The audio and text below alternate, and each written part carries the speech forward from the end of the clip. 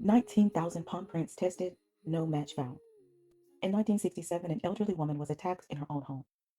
Cases directly connected to murder are never really closed until they're actually solved. There's no statute of limitation, so even if they don't find the killer for 100 years, when they find him or her, they will be charged, and if possible, they will be imprisoned. Welcome back to the Global Village. Today, we will discuss the oldest convicted killer in the UK. Ryland Heatley, a man convicted of rape and murder of several different women, was actually convicted at the age of 92 of the rape and murder of Miss Louisa Doone. At the time, Miss Louisa lived in Suffolk. She was strangled and raped at the age of 75 in her own home. The police interviewed and tested more than 19,000 men with no positive result. So the case became cold, which meant it was no longer actively investigated. Typically, when I hear about murder cases closing without finding the culprit, it makes me think more could have been done. But honestly, I have to admit that I have actually lived in cities that did not have 19,000 men in it alone, meaning excluding women and children. I have actually lived in cities that did not have 19,000 men all by themselves, right? I lived in cities that didn't have 19,000 people in them, including women and children. So in this case, I think they honestly did all they could do with the information and the scientific investigating tools that were available. Nearly 56 years later, the case is reopened by a cold case team. With modern testing, they were able to actually figure out that there was semen on the elderly lady's clothes, Miss Louisa Doone.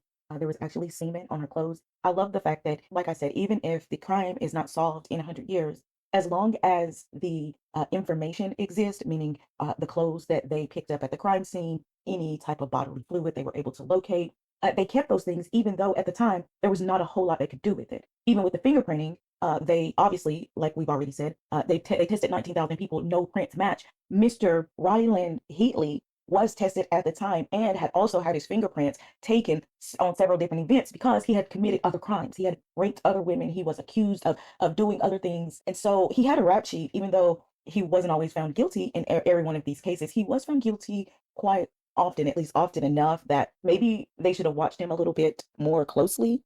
So again, nearly 56 years later, an arrest was made in November 2024.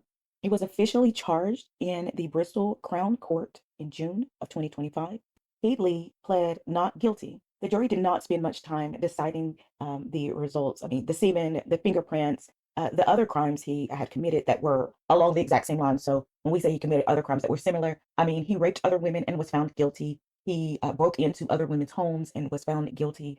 And so this wasn't so far fetched. We didn't need a lot of imagination to persuade us that this man deserved to go to prison for the rest of his natural life.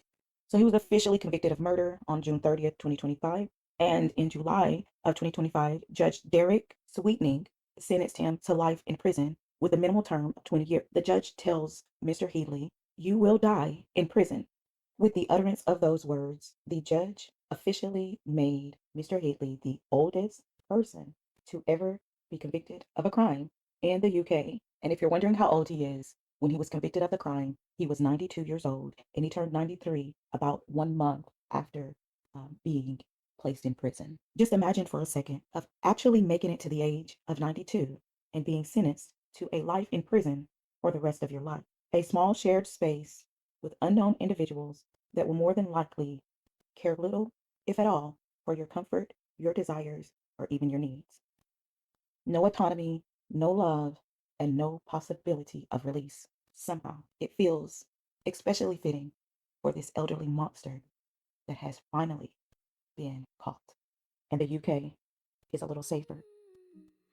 This episode was written and directed by me, Alexis Essieman. I am your host, and we are the Global Village.